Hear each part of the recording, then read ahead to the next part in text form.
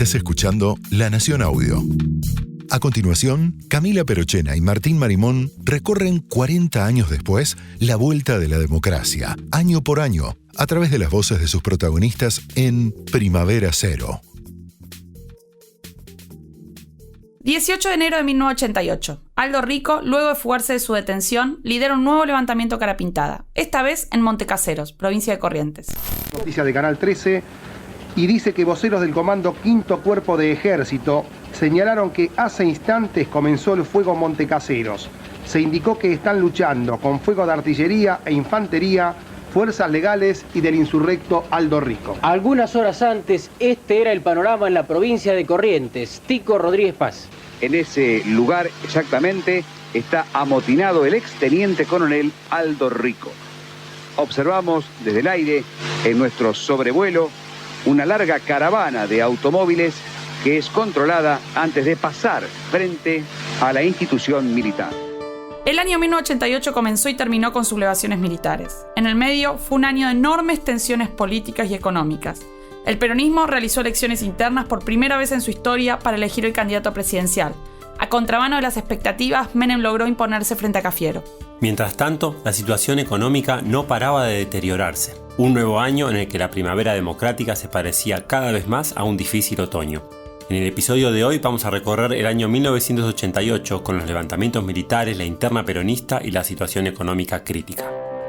Bienvenidos a Primavera Cero, un podcast de La Nación y la Universidad Torcuato Di Tella que recorre la historia de la democracia argentina. Yo soy Camila Perochena.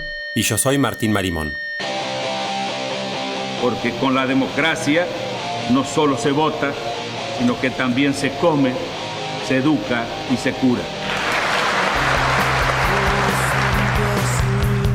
Luz que baña mis sentidos, donde todo empiece a ser real. Y hoy podemos todos dar gracias a Dios. La casa está en orden y no hay sangre en la Argentina. Señores jueces, quiero renunciar expresamente a toda pretensión de originalidad para cerrar esta requisitoria. Quiero utilizar una frase que no me pertenece, porque pertenece ya a todo el pueblo argentino. Señores jueces, nunca más. Silencio en la sala. Silencio.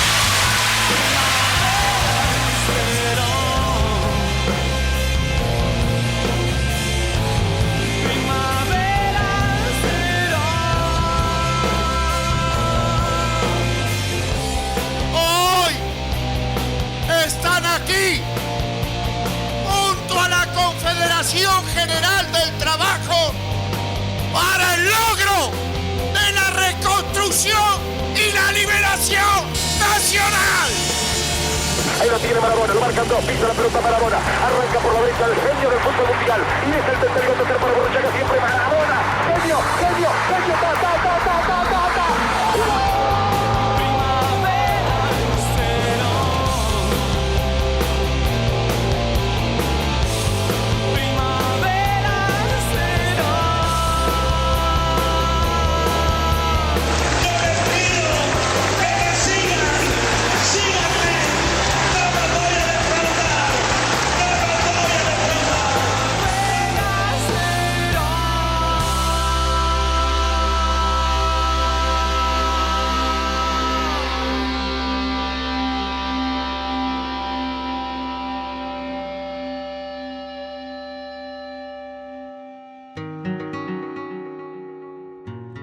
En el episodio anterior conversamos sobre el levantamiento militar de Semana Santa de 1987 y te contamos cómo el gobierno intentó resolver la situación enviando al Congreso la Ley de Obediencia Debida.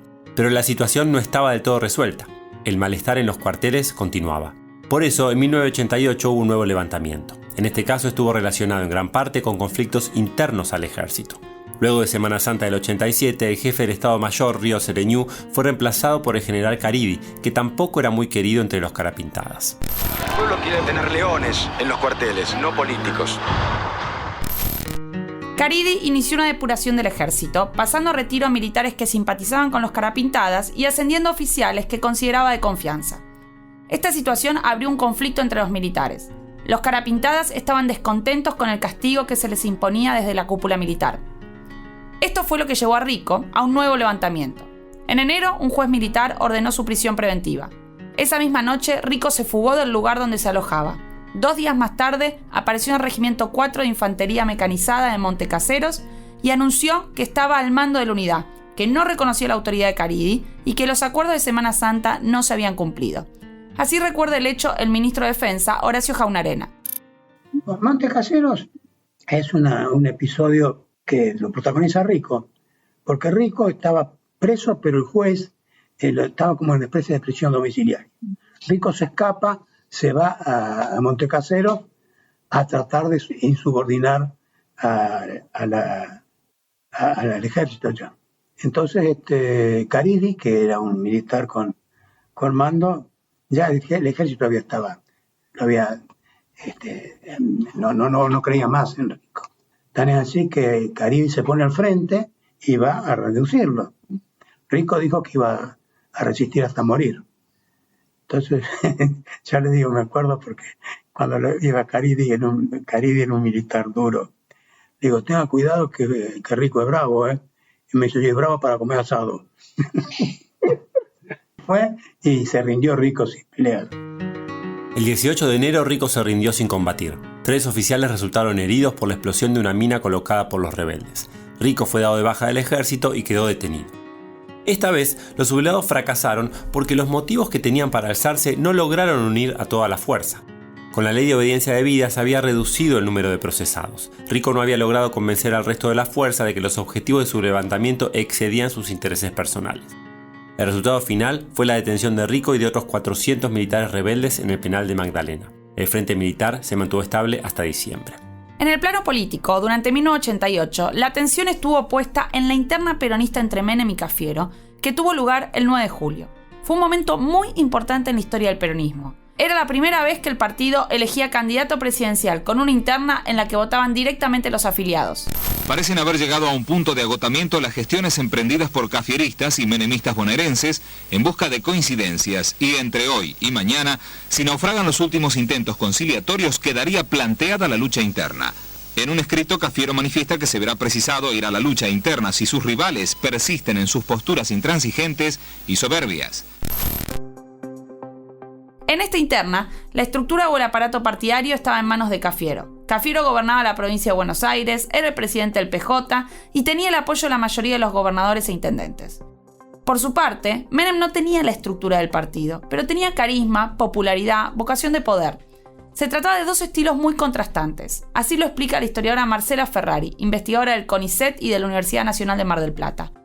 Cafiero es una persona que viene del alto funcionariado. Hasta el 83 no fue un político de salir del partido, digamos, y de hacer grandes campañas políticas. O sea, no estaba imbuido de lo que hoy llamaría uno el político profesional, que empieza militando en el partido, que participa de los grandes eventos. No, Cafiero era un técnico dotado de un saber específico, economista, que había pasado por distintas instancias del Ministerio de Economía, había sido embajador en el Vaticano. Yo siempre digo que Cafiero era un peronista de San Isidro. Entonces no tenía ese saber hacer del político en la calle, del reclutamiento político, de moverse dentro de la maquinaria política. Entonces esto es también un aprendizaje para él. Tiene que salir a la calle, tiene que salir a dar discursos, tiene que salir a hablar. Yo recuerdo algunas imágenes de Cafiero que lo van transformando como en un ser como más popular, ¿no? En el sentido de captado así poniéndole nafta al auto o jugando a la pelota. Pero no era una imagen corriente esa de Cafiero previa. Pero, por ejemplo, cuando tenía que hacer la interna contra Menem, con Menem, él trabajaba mucho más orgánicamente dentro del partido. Entonces, si uno mira cómo hacían la campaña en paralelo, Menem andaba por los barrios del Gran Buenos Aires levantando chicos, dándoles besos, repartiendo medallas para los que habían estado combatiendo o que habían participado en las jornadas del 17 de octubre del 45 y haciendo esas ñocadas, esas mesas de ñoquis. enorme, todas esas cosas de impacto, digamos, mediático, mientras que Cafiero tenía una imagen mucho más responsable, mucho más, además era gobernador de la provincia de Buenos Aires, era un católico, era un demócrata, y se había alejado un poco del folclore peronista. Cafiero, el técnico, el moderado, el socialdemócrata, parecido en algún punto incluso a Alfonsín. Menem, el caudillo popular dotado de un carisma y conectado con las tradiciones peronistas más clásicas. Para Carlos Corach, político peronista que se encontraba en la campaña de Cafiero, la diferencia pasaba por el grado de renovación y cambio que el peronismo estaba dispuesto a aceptar. Cafiero simbolizaba una revolución dentro del peronismo mucho más profunda que la que podía simbolizar Menem. Cafiero llevaba al peronismo como si fuera la renovación. Los grandes caudillos peronistas no querían la renovación de ese tipo, digamos, por ahora. Menem era más representativo del peronismo. Esta contraposición se ve en lo que publicaron en los diarios cada uno antes de la elección. Cafiero publicó una carta abierta a Menem en la que lo elogia, le dice que su calidez genera simpatías, pero le pide por favor que no fracture el peronismo. Menem, en cambio, publica un mensaje a la esperanza, donde ni se dirige a Cafiero y habla de futuro, de fe, del pueblo peronista. Dos estilos completamente diferentes. Los que hemos llevado el peronismo de la noche triste del 30 a la tarde peronista, llena de sol y de alegría del 6 de septiembre, a nosotros no nos van a parar, no nos va a parar nadie, porque así entraremos para la felicidad del pueblo y la Pero no se trataba solo de diferencias de estilo. Menem además tuvo mucha habilidad política al jugar ciertas cartas. Por un lado, puso como condición que la elección fuera de boleta corta. Solo iban a estar las fórmulas presidenciales, no iban a involucrarse las candidaturas de gobernadores, diputados o intendentes. Eso le permitía a Menem reducir el peso que tenía la estructura partidaria para la elección de Cafiero. El segundo acierto de Menem fue la elección del vicepresidente. Para vice, Menem fue con Eduardo Duhalde, que era intendente de Lomas de Zamora, desde donde había armado una fuerte base de poder territorial. La fórmula con Duhalde fue clave, porque le daba a Menem votos en el conurbano bonaerense. De a poco, Menem iba compensando la falta de estructura. Cafiero, en cambio, fue con José Manuel de la Sota. Al elegir a de la Sota descartó a Bernet, aliado de los sindicatos. Esto fue un golpe para el sindicalismo, que incluso terminó luego por alinearse con Menem. Esto le permitió a Menem llenar el estadio de River en un acto organizado por Luis Barrio Nuevo. Se realizó el acto en el estadio de River Plate, durante el cual habló el precandidato presidencial justicialista Carlos Saúl Menem. Aquí le venimos a pedir a todos ustedes que se integren a este proyecto de liberación nacional, que va hacia la grandeza de la patria y hacia la felicidad del pueblo argentino.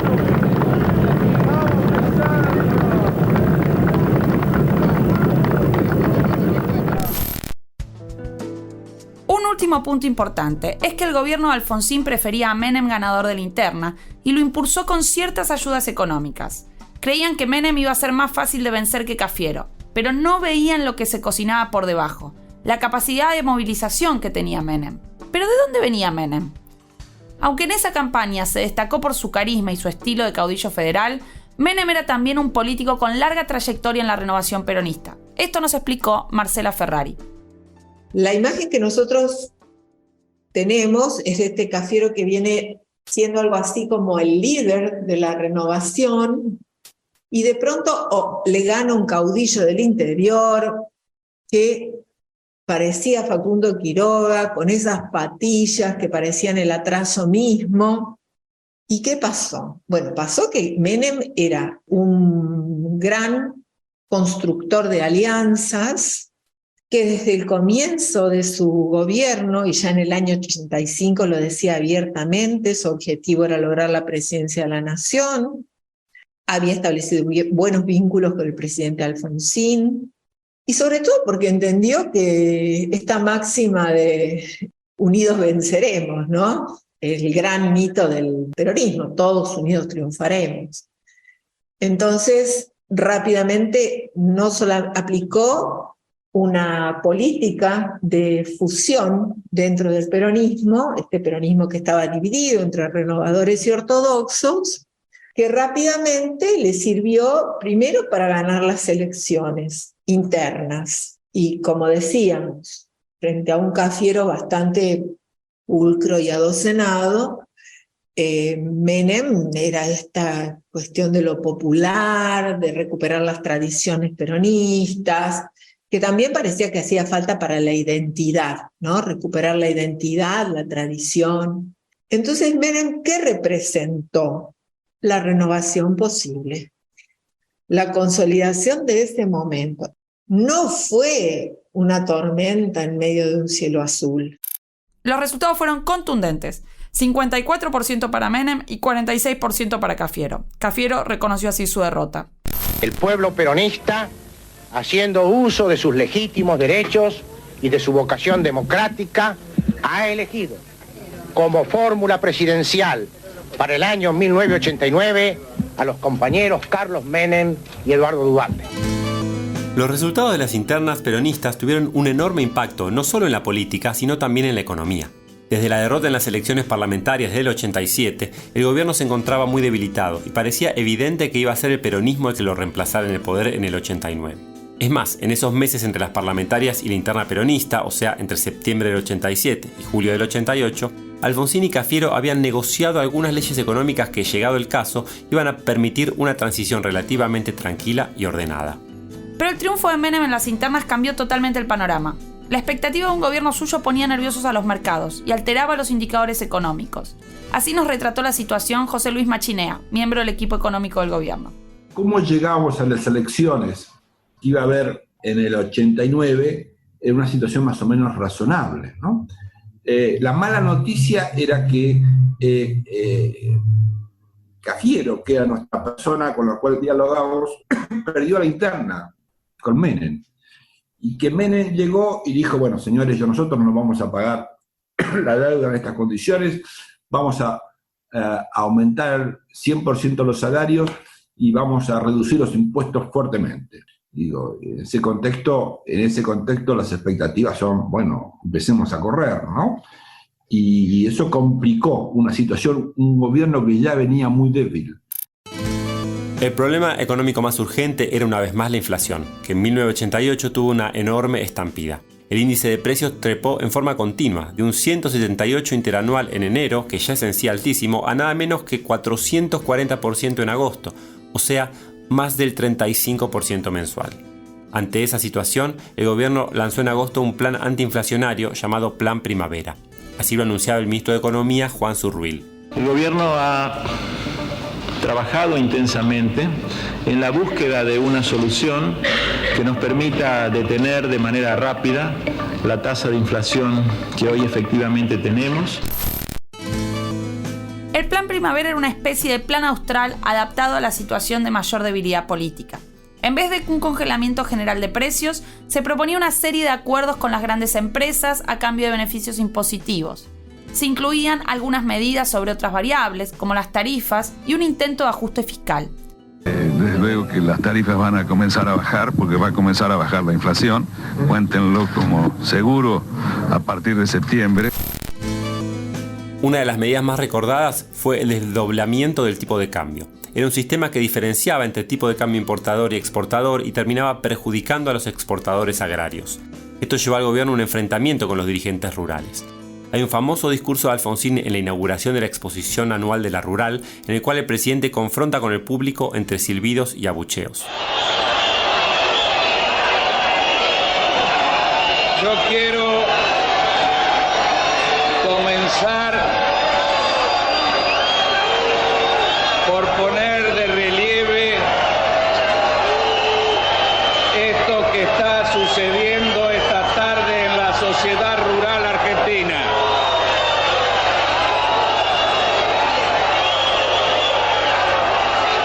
Estas manifestaciones no se producen en tiempos de dictadura, aunque parece que algunos comportamientos no se consustancian con la democracia, porque es una actitud fascista el no escuchar al orador.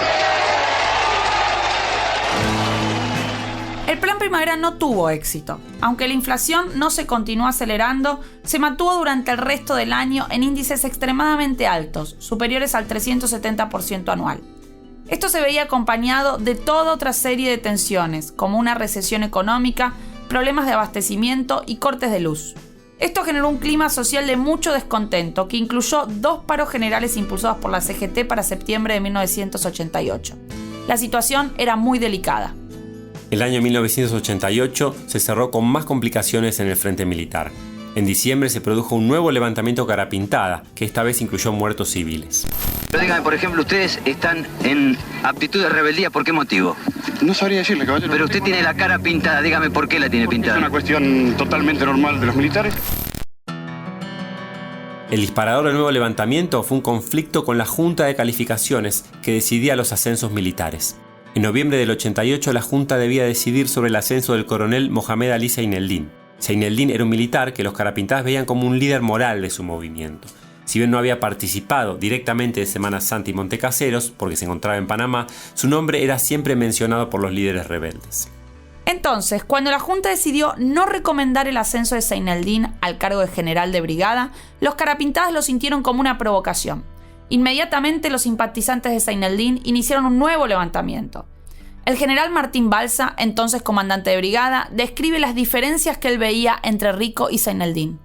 Rico era teniente coronel. Ese regimiento se jugó toda su carrera en los disparates que hizo, las asumió, perdió el grado militar, perdió todo. Rico no tiene grado militar, grado de baja, pero Rico es un tipo inteligente. Lo jugaron mucho, pero él los conocía. La prueba está que después de la segunda chirinada que hizo, se dedicó a la política. Fue elegido diputado nacional, 2 veces intendente. Zaineldin era coronel muy limitado, intelectualmente, muy limitado y muy influenciable. Lo manejaban empresarios, sindicalistas y políticos. Y en el primer levantamiento, el de Villa Martelli, el apoyo de Menem fue total. El 30 de noviembre se movilizaron 45 comandos de la Prefectura Naval con vehículos blindados, armas y municiones. A los 2 días, la Escuela de Infantería de Campo de Mayo se sumó a la sublevación bajo el mando de Zaineldin, que había abandonado sin autorización su destino en Panamá para liderar la insurrección. Jaunarena recuerda cómo fueron las negociaciones entre Zaineldin y Caridi, jefe del Estado Mayor. Zaineldin se había frustrado su ascenso al generalato y viene a ocupar la resistencia que Rico había perdido. Entonces se refugia en Campo de Mayo. Entonces Caridi ordena, por supuesto con nuestra orden, hacer lo que se llaman tiros de reglaje. Tiros de reglaje significa, primero, una salva de artillería a 20 metros del objetivo. Si no pasa nada, otro a 15, otro a 10, otro a 5 y después sopa. Cuando llega el reglaje número 10, Zaineldin se rinde y le dice, viene contento Caridi, me cuenta, me dice, se rindió Zaineldin, me prometió que me entregaba el cuartel a la mañana siguiente. Y como a mí me había pasado con Rico, le digo, lo cagó. ¿Cómo? Lo cagó, le digo. ¿Cómo? Pero es un militar de palabra. ¿Qué de palabra? Le digo. Entonces se fue Zaineldin a Villa Martelli y se refugia en Villa Martelli. ¿Por qué? Porque si ustedes pasan por Villa Martelli, se van a dar cuenta que adelante del cuartel de Villa Martelli está el tanque de gas. Que si llegaban a tirar con artillería, volábamos medio Buenos Aires. Entonces ahí se arma un despelote.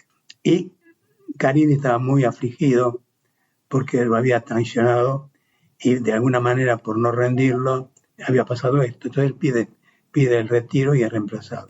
13:50 se está produciendo el arribo enfrente de los cuarteles de Villa Martelli de las unidades militares leales que responden a la Constitución y al gobierno del presidente Alfonsín, saludadas entusiastamente por el pueblo de la República con banderas y cantos alusivos. El general Caridi está al frente de las tropas. ¡Caridi, seguro! ¡Al turco dale duro! En Villa Martelli, el lugar donde se atrincheró Zaineldin, la densidad de población y la ubicación hacían más difícil y riesgosa la represión por parte de fuerzas leales. Además, debido a la cercanía a la capital, muchos civiles se acercaron a Villa Martelli para frenar a los militares. Esto derivó en enfrentamientos directos entre la población civil y los militares rebeldes. Y así están las cosas. De un lado, militares insubordinados. Del otro, un cúmulo de ciudadanos realmente indignados por lo que está sucediendo. 12:05 y otra vez esta persona que oficia como vocero de los rebeldes va a leer un comunicado. Comunicado número 10. Cabe recordar que durante el día de ayer y por pedido del señor jefe del Estado Mayor, en este momento se escuchan disparos, no sabemos de qué lado provienen. Estamos tratando de buscar una posición. Realmente se complica demasiado. Grandes bandadas de la gente. Están atendiendo a una persona. Un herido de bala, lo vemos. Hay una persona herida. Está sangrando. Estamos esperando la ambulancia. Hay una herida de bala, una chica es. ¿A dónde la llevan? No sé, estoy buscando la ambulancia. Este levantamiento preocupó más a Alfonsín que los dos anteriores. Así lo explica Pablo Gerchunov, historiador de la Universidad Torcuato Di Tella. No importa tanto Montecaseros, que es una, como hubieran dicho en otras épocas, una chirinada de Rico. Hablo mucho más de Villa Martelli, en donde aparece, ya había aparecido, pero emerge mucho más nítidamente la figura de Zaineldin, pero no solamente la figura de Zaineldin, sino el apoyo de Menem a la figura de Zaineldin. Él tiene mucho más temor de lo que puede ocurrir en Villa Martelli que el temor que tuvo sobre lo que podía ocurrir en Semana Santa. ¿Por qué? Porque allí sí, con Menem, fíjate, ya candidato a presidente, con su gobierno deteriorado, él se preocupó al punto de llamar por teléfono al comandante Martín Balsa para decirle, que en ese momento tenía el mando de un regimiento de Neuquén, para decirle si podía trasladar el gobierno a Neuquén y defender desde allí la democracia.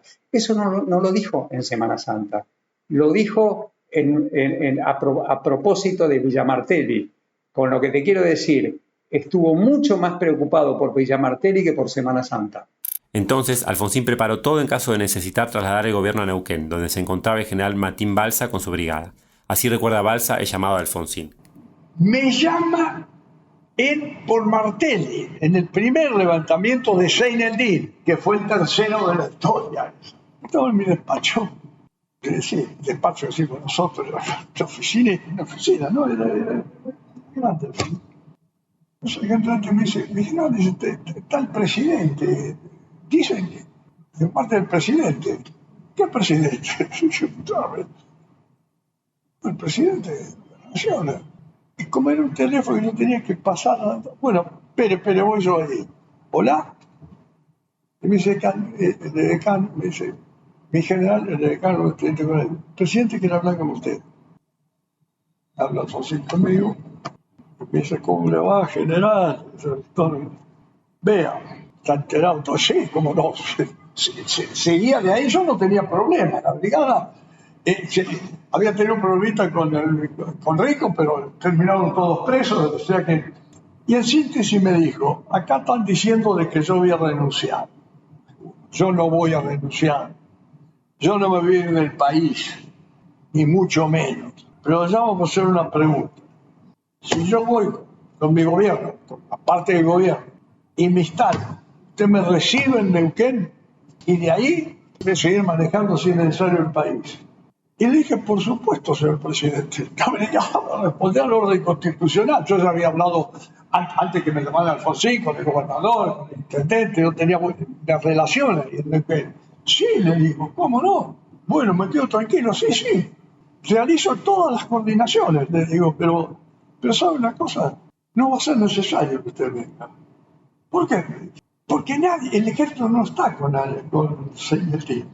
El ejército parte, Zaineldin tenía 800, 1000 hombres ahí en Martelli, porque pero el ejército, lo que pasa es que siempre había tanta bronca, como no estuvo con Rico.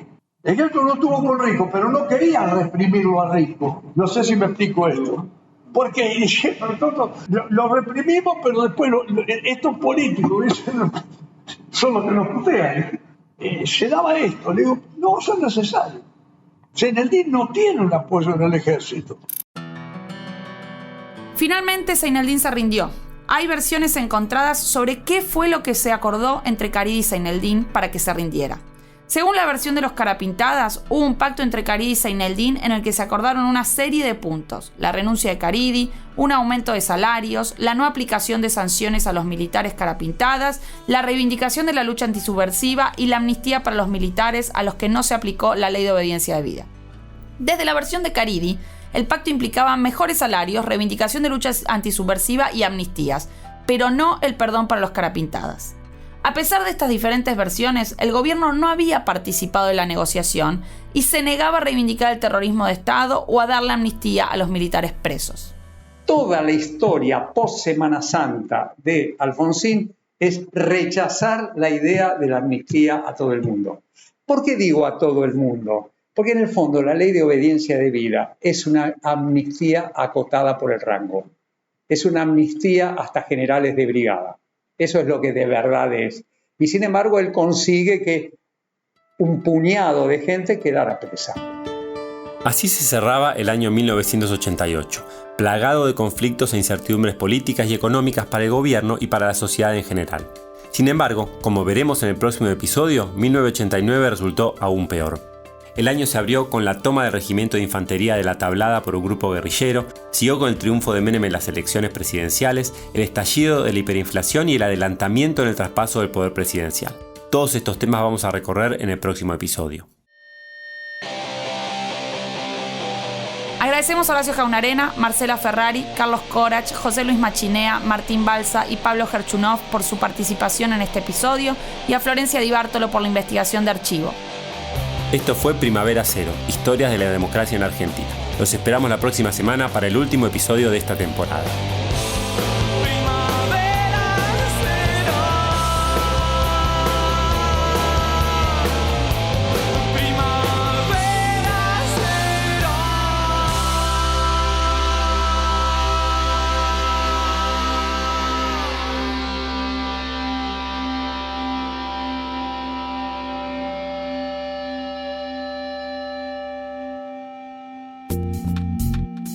Esto fue Primavera Cero, con Camila Perochena y Martín Marimón.